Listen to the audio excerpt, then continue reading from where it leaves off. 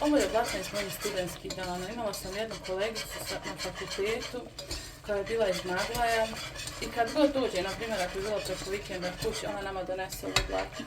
Ja mislim da je ovo recept od njene mame, ali je uvijek nam donosila i baš smo se družili i tako razmjenjivale hranu koju donesemo zajedno, što se kaže dijelile. I dan danas se čujemo i baš je lijepo kad ostanu neka prijateljstva za cijeli život. I kad god pravim Oblatnu, ja se nje sjetim. Sve govorim, pravim danas Muberinu Oblatnu, maglajsku. Sada ću dodati samo još 2 reda crne čokolade. To ne piše u receptu, ali ja stavim, nekako bude ljepše, malo kremastije.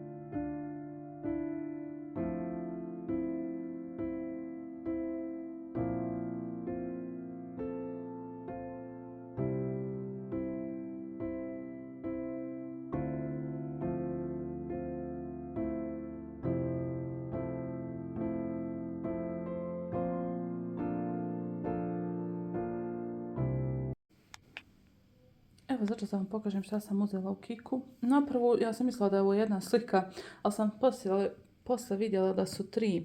Jedna veća i 2 manje sa strane. Tako da ovdje gdje mi je bila ova ramazanska dekoracija nisam stavila one cvijetne što piše na njima se nadna kuhinja. Pa ću sad zakačiti, trebam staviti još jedan ekser pa ću da ih poredam. Također uzela sam ove svijeće, zato što sam uzela ovu mali držač. Imam ono plavo vazno i rekao ova žuta baš će biti lijepa. Uzela sam ovu malu kanticu da mogu zaljevati luk.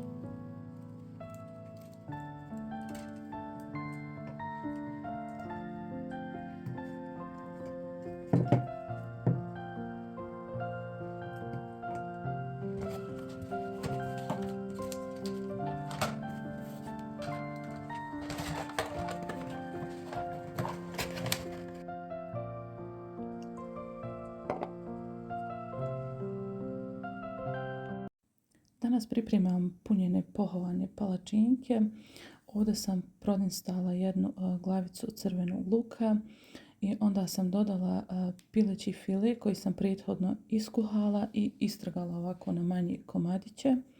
Od začina sam dodala so, malo vegete i biber i fino to sad ovako prodinstam.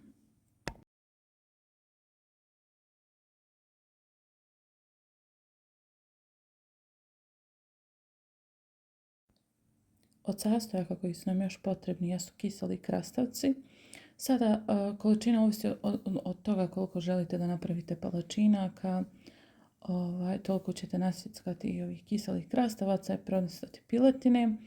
Tako da sam ja to dvoje sjedinila i ono što još dodajem jeste vrhnje za kuhanje i od začina dodam još origano.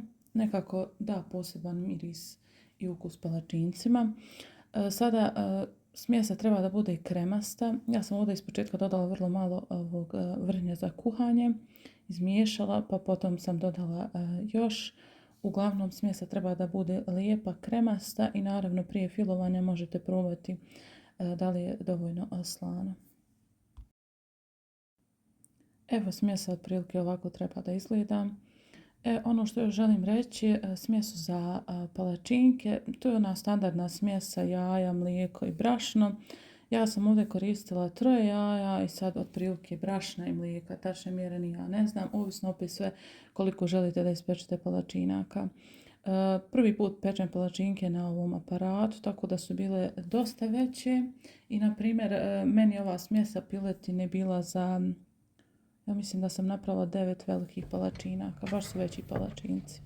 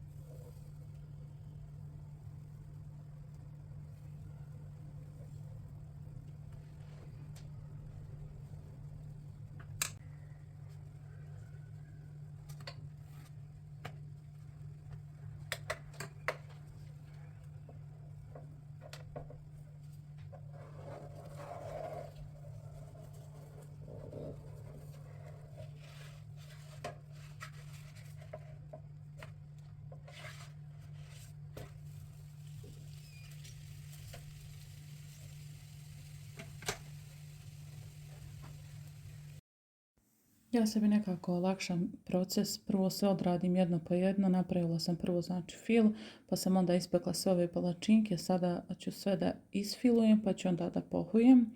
Ja pohujem samo, pošto na primjer ovdje se radi o tjestenini, pohujem samo u jaja i prezla.